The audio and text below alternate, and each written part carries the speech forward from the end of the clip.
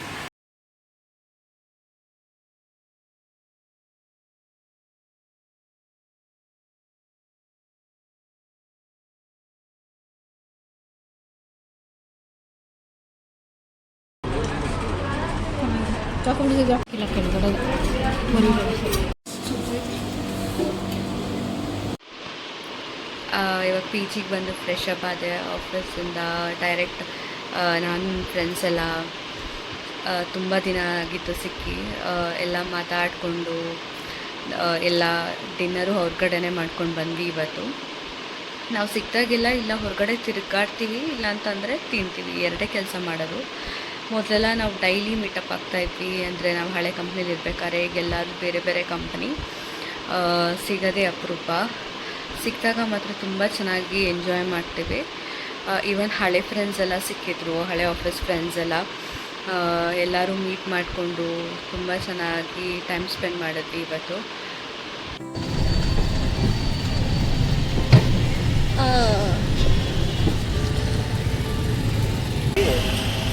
తర్వాత ఇద్దరు రండి మా కజిన్స్ కూడా ఉంటారు అని చెప్పాను.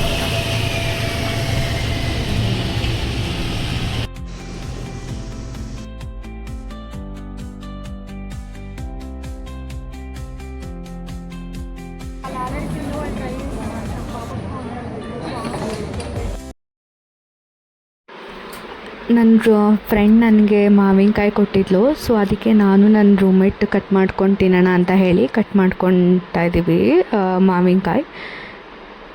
ಸಮ್ಮರ್ ಅಂದರೆ ನಂಗೆ ಒಂಚೂರು ಇಷ್ಟ ಇಲ್ಲ, ಬಟ್ ಸಮ್ಮರಲ್ಲಿ ಸಿಗೋ ಫ್ರೂಟ್ಸ್ ಎಲ್ಲ ಅಂದರೆ ನಂಗೆ ತುಂಬ ಇಷ್ಟ. ಮಾವಿನಕಾಯಿ, ಮಾವಿನ ಹಣ್ಣು ಎಲ್ಲ. ಸೊ ಮಾವಿನಕಾಯಿ ಅಂತೂ ಉಪ್ಪು ಖಾರ ಹಾಕ್ಕೊಂಡು ತಿಂತಾಯಿದ್ರೆ ನೆಕ್ಸ್ಟ್ ಲೆವೆಲ್ ಇರುತ್ತೆ.